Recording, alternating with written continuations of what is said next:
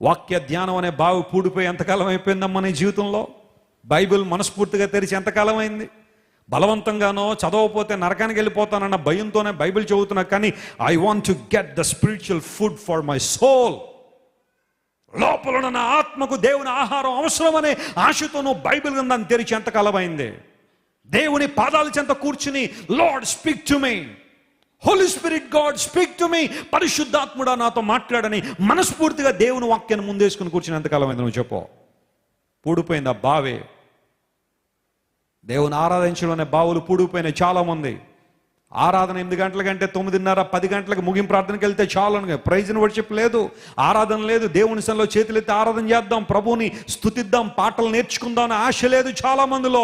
చచ్చిపోయింది ఆశ, పూడిపోయింది బావి, ఆరాధన అనే బావి.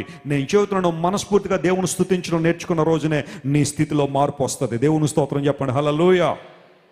As long as you remain silent in the presence of God, you will not see the power and blessing of God. పాట పాడండి అనగానే కొంతమందికి నోరు మూసేయండి అన్నట్టు వినబడుతుందేమో. అదే అబ్బాయి నోరు తెరవట్లేదు అసలు. వాళ్ళు పాడుకుంటారులేండి, సింగింగ్ టీం ఉన్నారు కదా, బ్లెస్సీ గారు పాడుకుంటున్నారు కదా, మనకెందుకు లేండి అనుకున్నావా? Christ worship centre is not a musical concert show. Christ worship centre ఒకరు పాడితే 10 మంది చూడాలని కాదు, ఇక్కడ ఒకళ్ళు పాడుతుంటే అందరూ పాడడానికి. హల్లెలూయా. పాడండి, తెరవండి, నోరులు తెరవండి.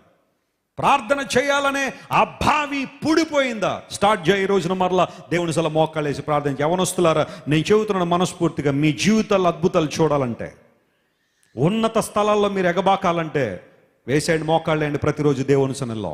నథింగ్ బట్ ద ప్రేయర్ చేయండి, ప్రార్థించండి, బలంగా ప్రార్థించేయండి. మోకాళ్ళు గడ్డలు వచ్చేయాల, నల్లగా ఆ కాయలు కాసేయాలి, మోకాళ్ళు దేవుని సన్నిధిలో వంచాలి. నేను అంటాను, అన్ని ఆసనాల కన్నా ఆ ఆసనం చాలా గొప్పది. హల్లెలూయా.